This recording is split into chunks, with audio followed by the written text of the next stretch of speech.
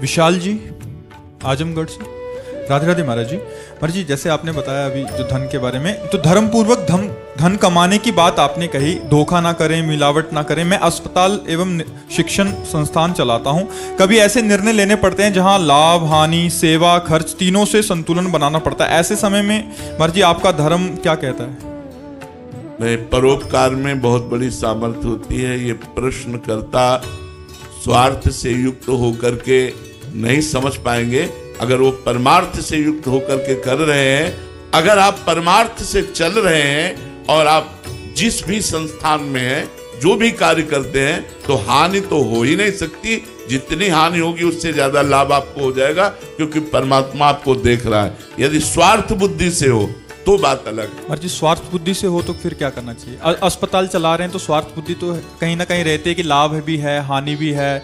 नहीं, अस्पताल चला रहे हैं तो हम उसको भगवान को समर्पित करके चलावे ना। ये भगवान का अस्पताल है। ये अंदर से अपनी भावना रखे कि जितने मरीज आते हैं वो सब भगवान आते हैं।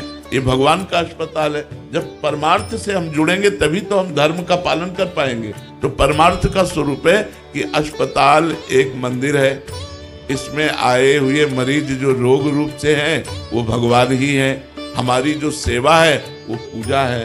तो हम उसमें स्वार्थ बुद्धि ना करें, परमार्थ बुद्धि कर लें उसी में, तो हमारी भगवत प्राप्ति का भी रास्ता खुल जाएगा और धन भी अपने आप आएगा। तो ये हम आपको सच्ची बात कहते हैं। यदि आप 500 रुपए परहित में खर्चा करेंगे तो 5000 रुपए आपकी जेब में आ जाएंगे। इसमें कोई संशय नहीं है। और वो विधान कुछ भी बने। क्या आज तक आपको हानि का अनुभव हुआ? कभी नहीं।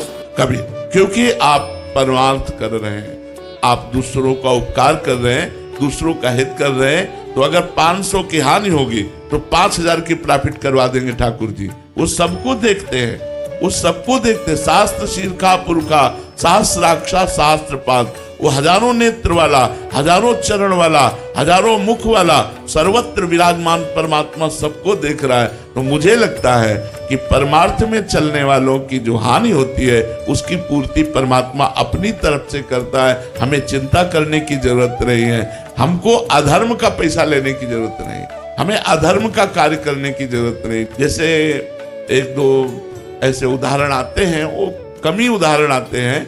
ऐसे नहीं करना चाहिए। ऐसे करने से डॉक्टर और उसके परिवार और अस्पताल का मालिक तीनों दोषी, तीनों दुख को प्राप्त होंगे। डॉक्टर भी, उसका परिवार भी और अस्पताल का मालिक भी। तो इसलिए हमें चाहिए अपने अस्पताल में धार्मिक प्रक्रिया बनाए रखें, भागवतिक प्रक्रिया बनाए रखें। तो धर्म के द्वारा जो धन आएगा वो आपका मंगल करेगा और आपके पूरे परिवार का मंगल करेगा। और आपको कभी सोचना नहीं पड़ेगा, आपको कभी टेंशन नहीं होगी। पक्की बात, हमारी बात मान लीजिए। जो धर्म से चलता है उसको कभी टेंशन नहीं होती, कभी सोचना नहीं पड़ता। और जो अधर्म से चलता है वो चाहे जितना उपाय कर ले, वो बिना शोक में, बिना भय, बिना चिंता में गए वो बच नहीं सकता। वो भय, चिंता, शोक को प्राप्त होगा। धर्मो रक्षति रक्षिता। धर्म स्वयं धर्म से चलने वाले की रक्षा कर लेता है। आपका क्या अनुभव है? ऐसा कुछ ऐसे लोग भी प्रवृत्ति के लोग होते हैं कि उनको पता है कि उनके मरीज की हालत ठीक नहीं है और डॉक्टर और हम लोग पूरी तरीके से सेवा भाव से उनकी सेवा करते हैं।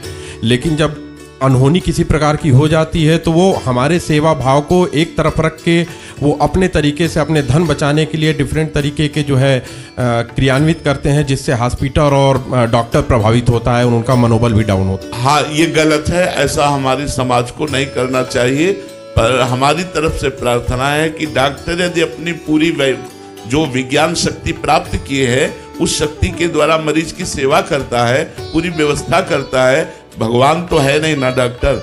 अगर उस मरीज को दुख ही भोगना है प्रारब्ध में, या उस मरीज को मर जाना है, तो ना डॉक्टर बचा सकते हैं, ना डॉक्टर व्यवस्था कर पाएंगे कि वो उसको दुख ना प्राप्त हो, क्योंकि उसका प्रारब्ध है। अभी लोग नहीं जानते, इसलिए तोड़ फोड़ भी अस्पताल में मचा देते हैं, डॉक्टर के प्रति खिलाफ बात भी कर देते हैं। लेकिन कुछ ऐसे पॉइंट है, मतलब सब जगह नहीं होंगे हम कहते हैं, लेकिन कुछ ऐसे पॉइंट हैं जिनमें डॉक्टरों को और अस्पताल के मालिकों को समझना चाहिए कि केवल धन ही हमारे लिए सब कुछ नहीं है। एक दिन मृत्यु आएगी और आपका शरीर छूटेगा और आप जो कर्म कर रहे हैं उनका फल आपको भोगना पड़ेगा। इसलिए धर्म से करो, इसलिए धर्म से करो, दूसरों पर दया करो, दूसरों की जितनी सुख व्यवस्था कर सकते हो उतना करो तो बहुत अच्छा रहेगा। डॉक्टर पदवी भगवान की दी गई है। हमारा समाज कहता है डॉक्टर तो भगवान का स्वरूप है।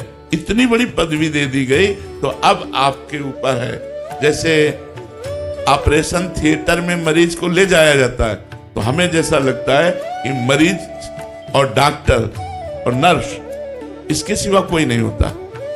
ऑपरेशन थिएटर में मरीज के घर वाला तो कोई होता ही नहीं है।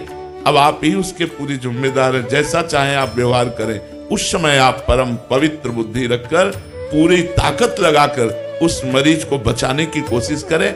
ना बचे वो उसका प्रारब्ध, ना ठीक हो उसका प्रारब्ध। तो हमें लगता है कि जो हमारा जन समाज है वो इस बात को भी समझे कि डॉक्टर कोई भगवान नहीं कि वो बचा ही लेगा, वो प्रयास करेगा। अगर उसका प्रयास असफल होता है तो फिर डॉक्टर को दोष नहीं देना चाहिए, अस्पताल को तोड़ना फोड़ना नहीं चाहिए, क्योंकि प्रारब्ध भोग भी तो है। प्रारब्ध भोग कहाँ जाएगा, वो तो भोगना ही पड़ेगा। अवश्य में भोक्तव्यम कृतं कर्म शुभाशुभम। तो दवा भी तभी काम करेगी जब प्रारब्ध भोग ठीक होना होगा। डॉक्टर का भी प्रयास तभी सफल होगा जब प्रारब्ध भोग ठीक होना होगा।